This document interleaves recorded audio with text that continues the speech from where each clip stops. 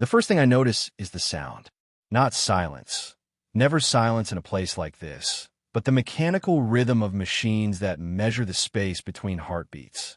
Beep, pause, beep, pause. A metronome for the living, counting time in increments so small they feel like mercy. The light is wrong. Too white, too clean, the kind of brightness that strips color from everything it touches. I blink against it, my eyelids heavy as curtains I can barely lift. My mouth tastes like copper and cotton, and when I try to swallow, my throat feels raw, scraped hollow. The ceiling above me is made of those industrial tiles you see in office buildings, the kind with tiny holes that are supposed to absorb sound but never quite manage it. I count them for a moment. 1, 2, 3 before the effort becomes too much, and I let my eyes drift sideways. That's when I see him. Julian Ward is sleeping in a plastic chair that looks like it was designed by someone who had never actually sat in one. His body is folded into it at angles that must be painful, his head tilted back against the wall, mouth slightly open.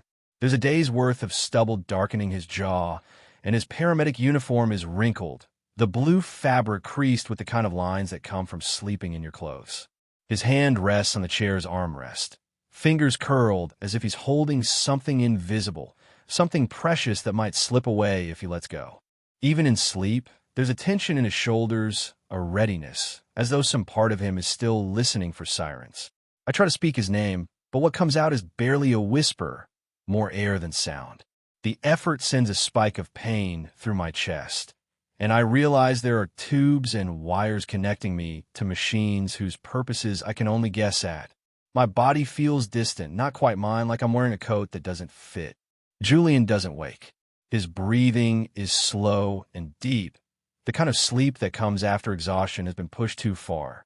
There are lines around his eyes that weren't there before, new geography on a face I once knew as well as my own reflection. He looks older than 40, worn in the way that people get when they spend their lives running toward emergencies instead of away from them. I close my eyes and try to piece together how I got here, but the memories are scattered, fragments that don't want to form a complete picture. I remember walking. I remember the sound of brakes. I remember the sky tilting sideways and the strange thought that I hadn't finished the drawings on my drafting table at home. What I can't remember is why Julian Ward, of all people, would be here when I open my eyes. We haven't spoken in over a decade. The last time I saw him was at a coffee shop on State Street, 3 years after everything fell apart. He was with someone, a woman with red hair, who laughed too loudly at things that weren't funny. I watched them from across the street for 5 minutes before walking away. I told myself it was closure, but closure doesn't usually leave you hollow. The antiseptic smell of the hospital fills my nostrils, sharp and medicinal, the kind of clean that comes from trying to scrub away everything human. It mixes with something else, something warmer, the lingering scent of Julian's cologne, or maybe just the particular smell of his skin that I used to know so well it was like coming home. A nurse walks past the doorway, her shoes squeaking against the polished floor. Julian stirs slightly, but doesn't wake. His hand twitches, and for a moment I wonder what he's dreaming about. In the old days, he used to talk in his sleep, fragments of conversations that never quite made sense, but always sounded urgent. I wonder if he still does that. The machines keep their steady count. Beep, pause, beep, pause. Each sound marking another moment I'm alive, another moment Julian is here beside me. I should feel grateful, I suppose, but what I feel instead is a complicated mixture of confusion and something that might be hope if I were brave enough to name it. There's a window beyond Julian's chair, and through it I can see a slice of Chicago sky, gray and heavy with the promise of snow. The light that filters through is different from the harsh fluorescence overhead, softer, more forgiving. It falls across Julian's face and makes him look younger, more like the person I remember from before we learned how to hurt each other. I want to reach out and touch his hand to see if he's real or just another side effect of whatever medication is flowing through the fore of my arm. But my body feels like it belongs to someone else, heavy and unresponsive, and all I can do is watch him sleep and wonder what chain of coincidences brought him back into my life at the exact moment I needed saving. The thought comes unbidden. He looks like he's been here a while. His uniform isn't just wrinkled. It's the kind of wrinkle that comes from sleeping sitting up for more than one night. There's a coffee cup on the small table beside him, empty except for a ring of dried residue at the bottom. A paperback book lies open and face down next to it, the spine creased from being carried in a back pocket. The details accumulate like evidence in a case I'm not sure I want to solve. Julian Ward, who once knew the exact way I liked my coffee and the precise angle of my smile when I was trying not to laugh, is here. Julian Ward, who walked away from me with such finality that I spent months checking my phone for messages that never came, is sleeping in an uncomfortable chair beside my hospital bed, as if he belongs here, as if he never left. I close my eyes again, not because I'm tired, but because the sight of him is too much to process all at once. Behind my eyelids, memories begin to surface like photographs developing in darkroom solution. Julian at 24, standing in the doorway of my first apartment with Chinese takeout, and that crooked smile that always made me forget whatever I'd been worried about. Julian reading the Sunday paper in bed, his hair sticking up in impossible directions. Julian's laugh, the way it started low in his chest and bubbled up until it filled the entire room. But those memories are followed by others, darker ones. Julian's face when he told me he couldn't do this anymore. The sound of my own voice, too loud in the sudden silence, asking him what this even meant. The way he looked at me, like I was a problem he'd been trying to solve for too long. The machines continue their patient counting. Beep, pause, beep, pause. I match my breathing to their rhythm and try to make sense of this moment, this convergence of past and present that feels too much like destiny to be mere coincidence. Julian shifts in his sleep, and his hand slides off the armrest. For a second, I think he might wake up, and I'm not sure if I want him to or not. But he just settles deeper into the uncomfortable chair, and I realize that whatever questions I have will have to wait. Right now, in this sterile room with its mechanical heartbeat and antiseptic air, all I can do is exist in the space between sleeping and waking, between then and now, between the person I was before the accident and whoever I might become when I finally find the strength to speak his name aloud. 3 days pass before I'm steady enough to think clearly about the life I was living before the accident. The nurses come and go with their practiced efficiency, checking my vitals and asking questions about my pain level on a scale of 1 to 10. I always say 7. Not because it's accurate, but because it seems like the kind of number that gets attention without causing alarm. Julian leaves each evening when visiting hours end and returns the next morning with coffee from Romano's, the little place on Wells Street where I've been going for the better part of a decade. He never explains how he knows this detail about my routine, and I don't ask. Some knowledge feels too intimate to examine too closely. I live in Chicago, in a high-rise apartment on the 32nd floor that overlooks the river. From my windows, you can see the boats in summer and the ice formations in winter, the way the water reflects the city lights like scattered coins on black velvet. It's the kind of view that real estate agents use words like stunning and breathtaking to describe, though I chose it more for its predictability than its beauty. The apartment itself is exactly what you'd expect from an architect who has spent 15 years learning to strip away everything unnecessary. Clean lines, neutral colors, furniture that serves a purpose without calling attention to itself. My drafting table sits near the east-facing windows where the morning light is most reliable. My books are arranged by subject, then alphabetically within each category. My kitchen contains exactly what I need to prepare the same 7 meals I rotate through each week. Friends, when they visit, describe my living space as minimalist or sophisticated. The more honest ones use words like sterile or lonely, though they usually wait until they think I'm out of earshot. They're not wrong. I design my life the same way I design buildings. Every element carefully considered, every potential problem anticipated and solved before it can become a crisis. My routine is as precise as my living space. Coffee at 7:15, always from Romano's, always black, always in the same blue ceramic mug that came with the apartment. I read the news on my tablet while I drink it, standing at the kitchen counter because sitting feels too committed to leisure. Work begins at 8:30 sharp, whether I'm at the office or at my drafting table at home. Evenings are for jazz music played at a volume that won't disturb the neighbors, for sketching ideas that may never become buildings, for the kind of solitude that most people would call loneliness, but I've learned to call peace. I have dinner reservations at the same 3 restaurants, rotating them throughout the month so the staff recognizes me without thinking I'm desperate for human connection. I have colleagues who invite me to their children's birthday parties and company happy hours. I have a neighbor named Mrs. Chun who brings me soup when she makes too much and asks about my work with the kind of polite interest that expects a brief answer. I have a barista at Romano's who knows my order and sometimes draws little designs in the foam of other customers' lattes, though never in mine because he understands that I prefer my coffee unadorned. These connections feel sufficient most of the time. They provide the minimal human contact necessary to function in the world without requiring the kind of emotional investment that can leave you vulnerable to disappointment. It's a carefully calibrated existence, and it has served me well for years. The only photograph in my apartment that predates my current life is hidden inside a copy of The Architecture of Happiness that I keep on the bookshelf near my bed. It's a candid shot someone took at a barbecue when Julian and I were 24, both of us laughing at something just outside the frame. Julian's hand rests on my shoulder, and my head is tilted toward his as if I'm about to whisper something in his ear. I discovered the photograph years after we stopped speaking, tucked between the pages of a book Julian had borrowed and never returned. Finding it felt like uncovering evidence of a crime I'd forgotten I'd committed. I meant to throw it away dozens of times, but somehow it always ended up back between those pages, a secret I kept even from myself.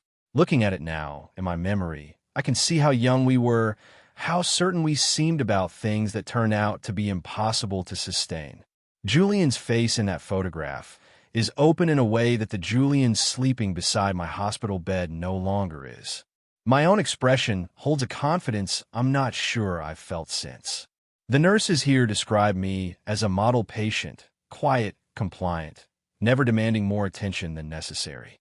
They don't know that compliance has been my primary survival strategy for most of my adult life. It's easier to follow instructions than to explain what you actually need, especially when you're not entirely sure yourself. Dr. Martinez, who seems too young to be making decisions about other people's lives, tells me I'm healing ahead of schedule. The concussion was mild, the broken ribs are mending cleanly, and the internal bleeding stopped on its own. I should be grateful for what she calls a very lucky outcome, and I am, in the abstract way you're grateful for things you didn't realize you were in danger of losing. But lying here in this narrow bed, listening to the constant hum of medical equipment, I find myself thinking about the life I'll return to when they release me. The apartment with its perfect sight lines and predictable routines. The work that challenges my mind but leaves my heart untouched. The careful distance I've maintained from anything that might require more of me than I'm prepared to give. It was a good life, I tell myself. Safe and contained and entirely under my control. So why does the thought of going back to it feel less like coming home and more like serving a sentence I forgot I was still completing? The accident itself was unremarkable in the way that life-changing events often are. No dramatic weather, no mechanical failure, no moment of heroic decision-making. Just a Tuesday afternoon in November, the kind of gray day when the sky sits low over the city like a ceiling that needs repainting. I was walking back from a client meeting on Michigan Avenue, my mind already shifting to the evening's work waiting on my drafting table. The light at the intersection was green for pedestrians, that confident green that makes you believe the world has agreed to pause for your passage across the street. I stepped off the curb without looking, the way you do thousands of times in a lifetime until the one time when looking would have mattered. The cab driver was running late for something important, or distracted by something urgent, or simply made the kind of split-second miscalculation that turns ordinary moments into medical emergencies. The details don't really matter. What matters is the physics of impact, the way a human body responds to meeting an immovable force while in motion. What I remember most clearly is not the collision itself, but the sound of my coffee cup hitting the pavement. It was one of those heavy, ceramic travel mugs, the kind designed to survive the clumsiness of daily use, and it made a solid, definitive sound when it shattered. Somehow, in all the chaos that followed, that sound lodged itself in my memory more firmly than anything else. Nurse Patricia, a woman in her 50s with the kind of competent kindness that makes hospitals bearable, explains the details I missed while unconscious. The first responders arrived within 6 minutes. The paramedic who treated me at the scene insisted on riding with me to the hospital, even though protocol didn't require it. She says he told the emergency room staff he was family when they tried to limit his access to information about my condition. She mentions this casually, as if it's the kind of white lie that happens every day in places like this, which it probably is. I don't correct her assumption that Julian actually is family. The truth seems too complicated to explain, especially when I'm not entirely sure what the truth is myself. Julian looks different now, at 40, than he did in that hidden photograph. The softness around his eyes has been replaced by the kind of sharp attention that comes from years of making decisions under pressure. His hands, which I remember as smooth and quick to gesture when he talked, now bear the small scars and calluses of someone who works with them for a living. He's lost weight since our 20s, the kind of weight that disappears when you stop eating regular meals and start treating food as fuel rather than pleasure. His dark hair is shorter now, more practical, though it still falls across his forehead in the same way that used to make me want to reach up and brush it back. When he explains that he was the first paramedic on the scene, his voice carries the professional detachment that medical people use to discuss traumatic events. But there's something underneath it, a tremor so slight I might be imagining it, that suggests this particular emergency affected him differently than the hundreds of others he must respond to each year. He tells me he recognized me immediately, despite the blood and the chaos and the 15 years that have passed since we last spoke with any real honesty. He says my name was the first thing he thought when he saw me lying on that street corner, not the medical protocols he'd been trained to follow, not the procedures that might save my life, just my name echoing in his head like a prayer. The coincidence feels too large to be accidental, too precise to be random. Chicago is a city of nearly 3 million people, and the odds of Julian Ward being the one to find me broken on a Tuesday afternoon seem impossible to calculate. But impossible things happen every day in emergency rooms and operating theaters, so maybe what feels like fate is just statistics playing out in ways that surprise us. Our first real conversation in over a decade happens with the smell of disinfectant hanging between us like a curtain we're both afraid to push aside. Julian sits in that plastic chair that seems designed to discourage long visits, his elbows resting on his knees, his hands clasped in front of him like he's praying or preparing to deliver bad news. We talk about the weather first, because weather is safe and requires no emotional archaeology. The November cold that makes your bones ache. The way the lake effect, snow always catches the city off guard, as if Chicago hasn't been dealing with winter for centuries. The morning frost on the hospital windows that reminds us both that the year is ending whether we're ready or not. Then we talk about work, because work is almost as safe as weather. Julian tells me about the long shifts, the calls that run together until they blur into one continuous emergency, punctuated by brief moments of rest. I tell him about the building I'm designing for a tech company downtown, how the challenge is creating spaces that feel human despite their corporate purpose. We avoid talking about the years between, about the relationships we've had or failed to have, about whether we've been happy or just busy enough not to notice the difference. We avoid talking about why he stayed after the ambulance delivered me to the emergency room, why he's been sleeping in that chair for 3 days when any reasonable person would have gone home after confirming I was stable. But the silences between our careful words feel alive with all the things we're not saying. They stretch and contract like breathing, and I find myself listening to them as intently as I listen to Julian's voice. Sometimes the silence holds questions. Sometimes it holds apologies. Sometimes it holds the ghost of conversations we had when we were young enough to believe that talking about everything was the same as understanding anything. I begin to realize, somewhere in the space between his description of a particularly difficult call and my explanation of how natural light affects architectural spaces, that I am looking forward to these visits in a way I haven't looked forward to anything in years. Recovery becomes a landscape of small rituals and careful distances. Julian arrives each morning at precisely 9:15, after the breakfast trays have been cleared and before the physical therapist makes her rounds. He carries coffee from Romano's in a cardboard cup that he sets on my bedside table without ceremony, as if this gesture has already become routine instead of miraculous. The first time he brings the coffee, I stare at it for a long moment before taking a sip.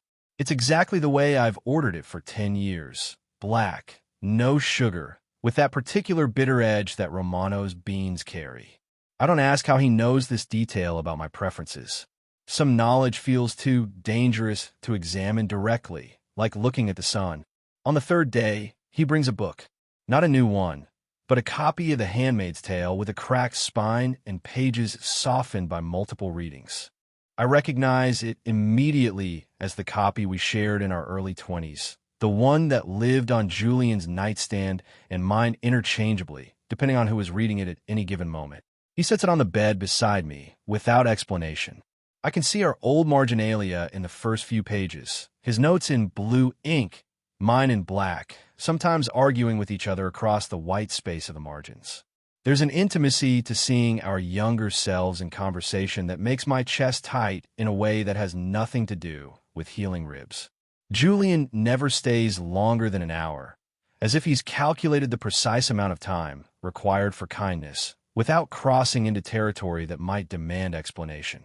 He sits in that plastic chair with his jacket on, ready to leave at the first sign that his presence has become burden rather than comfort.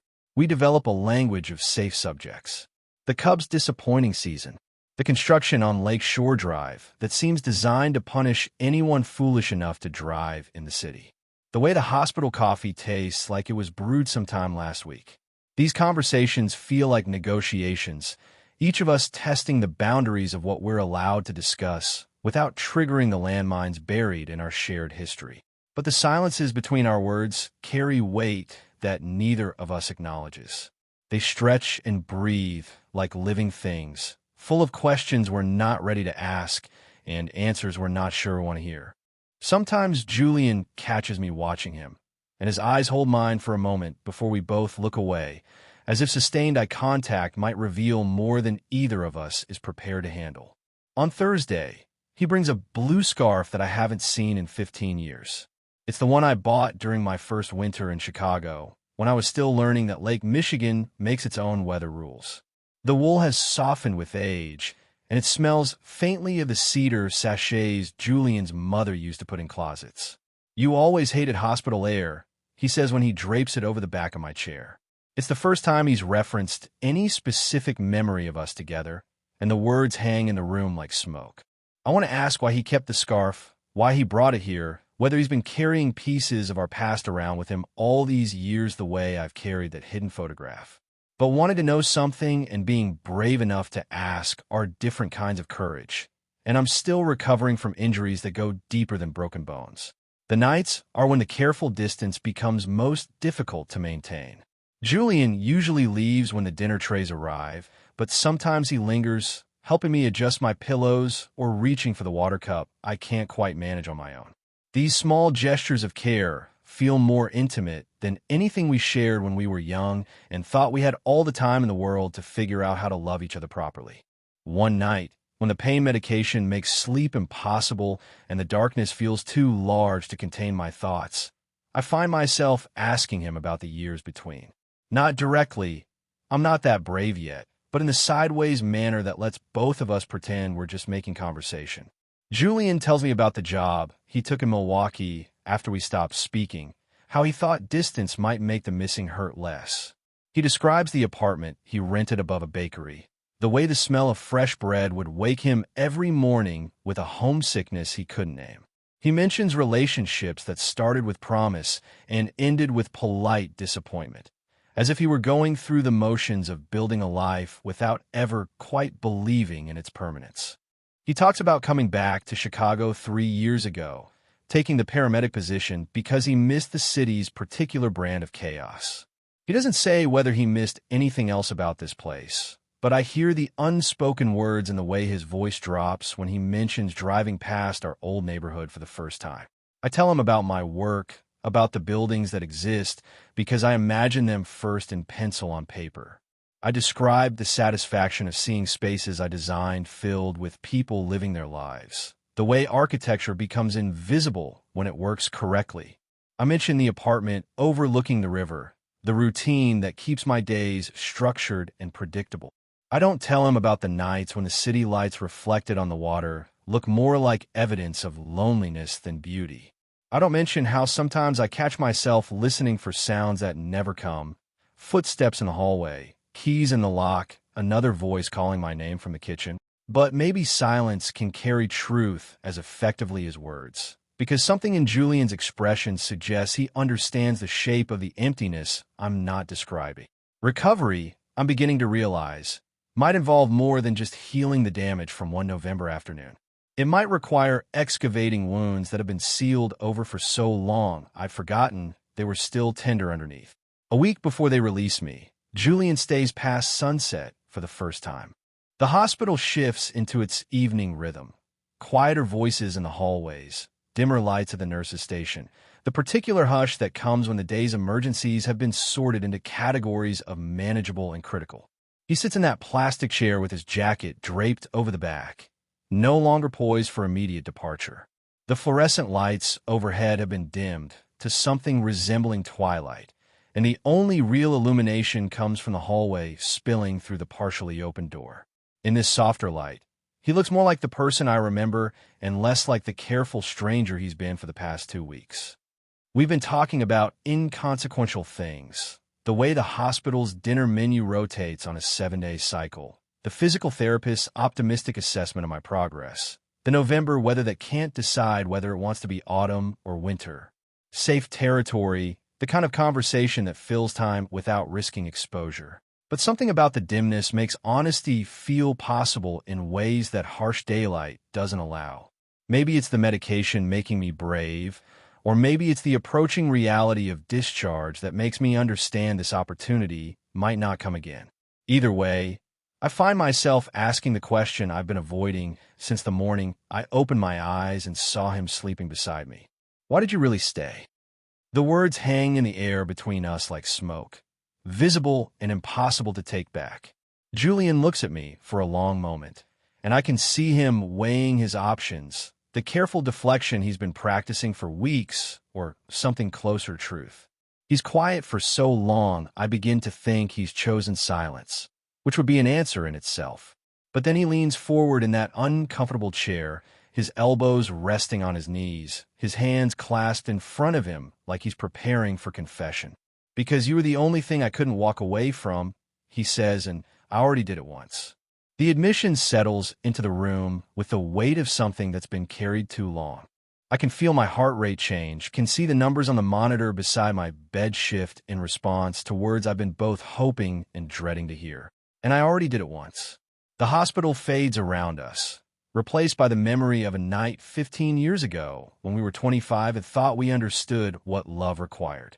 We were in Julian's apartment, the one with the broken radiator and the neighbor who played piano at inappropriate hours.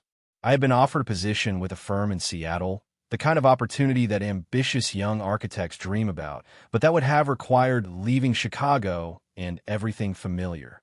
We had been circling around the conversation for weeks, both of us knowing it was coming, but neither willing to initiate it. That night, we finally stopped avoiding what we couldn't solve. Julian said he wouldn't ask me to stay because he couldn't offer me the kind of certainty that made sacrificing a career seem reasonable. I said I wouldn't ask him to come with me because I knew he was still figuring out who he was outside of us. We were so careful with each other that night, so determined to be mature and understanding. We talked about timing and practical considerations and the way love sometimes wasn't enough to overcome logistics. We almost kissed. I remember the moment when we were close enough that I could feel his breath on my face, could see the way his eyes closed as he leaned toward me. But we didn't kiss. We were too young and too certain that life would give us another chance, that this was just a pause rather than an ending. We thought we were being wise by choosing the bigger picture over the immediate moment, by protecting our friendship instead of risking it on something as uncertain as forever. I took the job in Seattle. Julian stayed in Chicago. We promised to keep in touch, and we did for a while. Careful emails about work and weather, the occasional phone call that lasted just long enough to confirm we were both fine. But fine is a word that kills more relationships than fighting ever could, and eventually the emails stopped coming and the calls became memories. I spent 3 years in Seattle building other people's dreams into concrete and steel, telling myself I was becoming the architect I'd always wanted to be. Julian finished paramedic training and started saving lives in Milwaukee, learning that some distances can only be measured in the space between what you chose and what you gave up. Now, in this hospital room with its antiseptic smell and mechanical heartbeat, I understand that we were wrong about having another chance. Life doesn't pause for you to figure out what you want. It keeps moving whether you're ready or not. And sometimes the moment you let pass is the only one you get. But maybe being wrong 15 years ago doesn't have to mean being wrong forever. Maybe some chances come disguised as accidents on ordinary Tuesday afternoons. Maybe the universe occasionally offers second acts to people brave enough to recognize them. Julian is still looking at me, waiting for some response to his confession. I can see the vulnerability in his eyes, the way he's opened himself to the possibility of rejection again. I think about the careful life I've built in the years since Seattle, the safety I've constructed out of routine and distance and predictable solitude. I think about the apartment waiting for me with its perfect sight lines and empty coffee cup in the sink. I think about the question Julian asked 15 years ago that neither of us was brave enough to answer. What if love is enough, even when logistics suggest otherwise? The monitors keep their steady count. Beep, pause, beep, pause. Each sound marking another moment, we have to decide whether this conversation is a beginning or just another kind of ending. This time, I realize we might actually be brave enough to find out which one it is. The morning they discharge me arrives with the kind of gray November light that makes everything look like it's been photographed through gauze. Dr. Martinez signs my release papers with the efficient satisfaction of someone who has successfully returned a broken thing to working order. The nurses who have become familiar faces over the past 2 weeks offer cheerful goodbyes and instructions about rest and follow-up appointments that I nod along with while my mind focuses on a single question. What happens next? Julian appears in the doorway. As I'm folding the blue scarf he brought me into my overnight bag.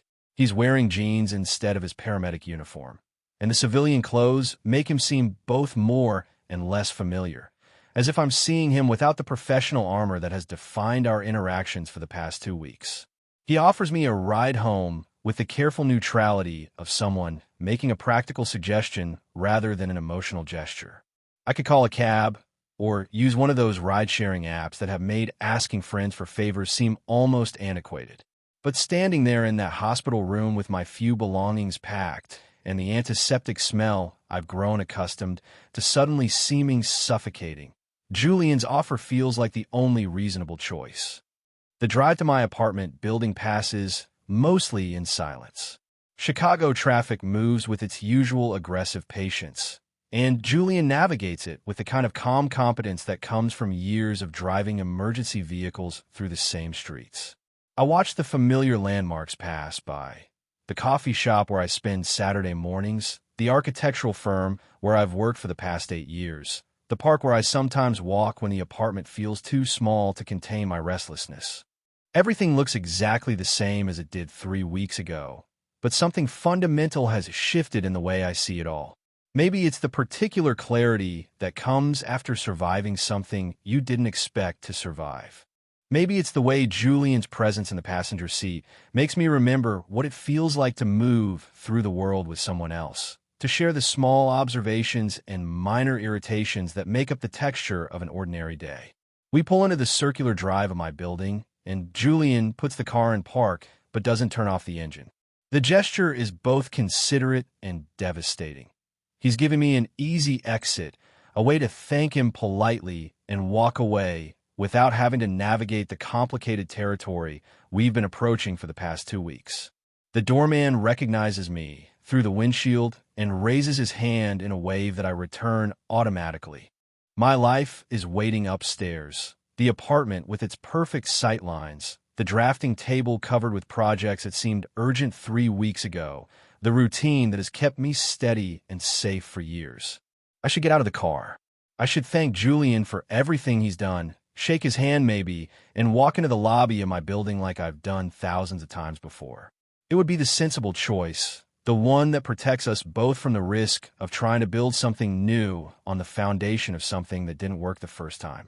But Julian turns to look at me, and there's something in his expression that makes me understand this moment differently.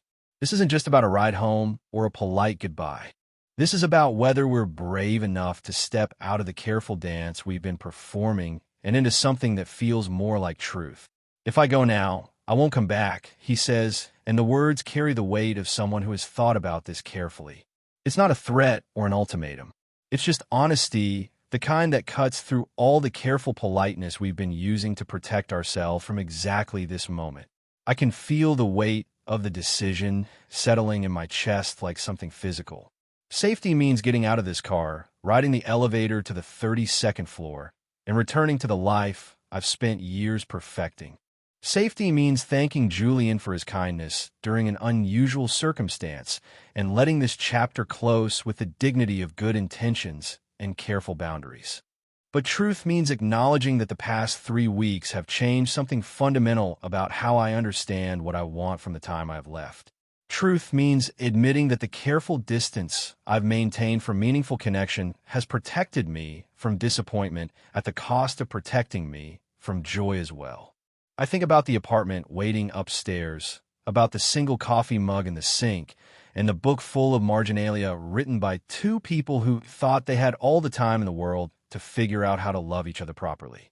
I think about Julian sleeping in that uncomfortable plastic chair, about the way he remembered exactly how I like my coffee, about the fact that he kept a scarf for 15 years just because it once belonged to someone he cared about. The car engine idles quietly. The doorman has gone back to his newspaper. The city moves around us with its usual indifference to private moments of decision.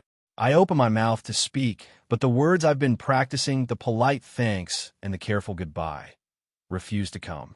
Instead, I find myself reaching across the space between us, my hand finding Julian's where it rests on the gear shift. It's a small gesture, probably invisible to anyone watching from outside the car. But it feels enormous, irreversible, like stepping off a cliff and trusting that something will catch you before you hit the ground. Julian's fingers close around mine, and I understand that some choices can't be unmade with logic or second thoughts. Some doors, once opened, change the shape of every room you'll ever enter afterward. I don't let go of his hand. And Julian, after a moment that feels like holding my breath underwater, turns off the engine. Weeks pass in the quiet way that healing happens. Not all at once, but in small increments that accumulate into something resembling wholeness. My ribs mend themselves according to the timeline Dr. Martinez predicted. The bruises fade from purple to yellow to the pale ghost of memory. The headaches that follow me home from the hospital become less frequent, then occasional, then just another reminder that the body keeps its own careful accounting of trauma. But the changes that matter most are harder to measure in medical terms. My apartment, which once felt like a perfect expression of controlled solitude, begins to accommodate the presence of another heartbeat. Julian doesn't move in. We're not ready for that kind of declaration yet, but he's there more often than not. There's a second coffee mug in the sink most mornings now, sometimes sitting beside mine like a quiet conversation. Julian's jacket hangs on the hook by the door, often enough that I've stopped being surprised to see it there. His paperback books find their way onto my carefully organized shelves, their worn spines creating small disruptions in the alphabetical order I once thought essential. We don't talk about what this is, not yet. The words for it feel too large and unwieldy, like trying to name something while it's still taking shape. Instead, we exist in the space between definition and possibility, learning each other again in the careful way you might trace the outline of something beautiful in the dark. Julian works his shifts at the ambulance company, and I return to my projects at the architectural firm. We move through our separate days and come back together in the evenings like two people who have remembered the particular comfort of shared silence. Sometimes we cook dinner together, Julian handling the parts that require intuition while I measure ingredients with a precision that makes him smile. Sometimes we sit at my drafting table, and he watches me sketch while he reads, the scratch of pencil on paper mixing with the soft sound of turning pages. These moments feel ordinary in the way that profound things often do. Unremarkable until you realize they've become the foundation of something you didn't know you were building. The nightmares about the accident come less frequently now. When they do, I wake to find Julian already awake beside me, not hovering or asking questions, but simply present in the way that presence could be its own kind of medicine. He doesn't try to fix what can't be fixed or explain what doesn't need explanation. He just waits until my breathing returns to normal and then settles back into sleep, as if keeping watch over my rest is the most natural thing in the world. One morning in December, when the first real snow of the winter has transformed the city into something softer and more forgiving, I wake early and find Julian asleep in the chair by the window. He's fully dressed, as if he'd been planning to leave, but couldn't quite manage it. The morning light falls across his face in a way that makes him look both older and younger than 40, and I understand with sudden clarity that this is how I want to remember him. Not as the careful stranger who visited me in hospital, but as the person who chose to stay when staying wasn't required. I watch him sleep for longer than is probably reasonable, studying the way his chest rises and falls, the slight frown that appears between his eyebrows, even in rest. There's something about seeing someone sleep that feels more intimate than most waking interactions. Sleep strips away the careful performances we maintain during daylight hours, leaves only the essential self that exists beneath all our conscious choices. This is what I missed most during the years we were apart. Not the conversations or the physical closeness, but this particular quality of unguarded presence. The way Julian exists in space when he thinks no one is watching. The small unconscious gestures that reveal character more clearly than any deliberate word or action. He stirs as the room grows brighter, his eyes opening to find me watching him. For a moment, we look at each other across the quiet apartment, and I see something in his expression that looks like recognition. Not just of me, but of this moment, this choice we've made to try again despite all the evidence that trying is dangerous. "Good morning," he says, and his voice carries the particular softness that comes with waking up in a place that feels like home. "Good morning," I reply, and realize that the words contain multitudes I'm not ready to examine too closely. We make coffee together in the kitchen, moving around each other with the easy choreography of people who have learned each other's rhythms. Julian reads the news on his phone while I scramble eggs. I listen to him narrate the weather forecast while I pour orange juice into glasses that no longer look lonely sitting on my kitchen table. These moments feel both monumental and utterly ordinary, which might be the most accurate description of love I've ever encountered. Not the dramatic gestures that movies have taught us to expect, but the quiet daily choice to show up for someone else's life in all its mundane and essential details. Later, when Julian leaves for his shift and I sit down at my drafting table to work on the plans for the tech company building, I find myself thinking about architecture in ways I never have before. About how the best spaces aren't just about clean lines and proper proportions, but about creating room for the unexpected. About designing for the possibility that what you think you need might not be what you actually want. Outside my window, the city continues its ancient work of breaking and mending itself. Inside, I sketch buildings that exist only in potential, while learning to believe in the architecture of second chances.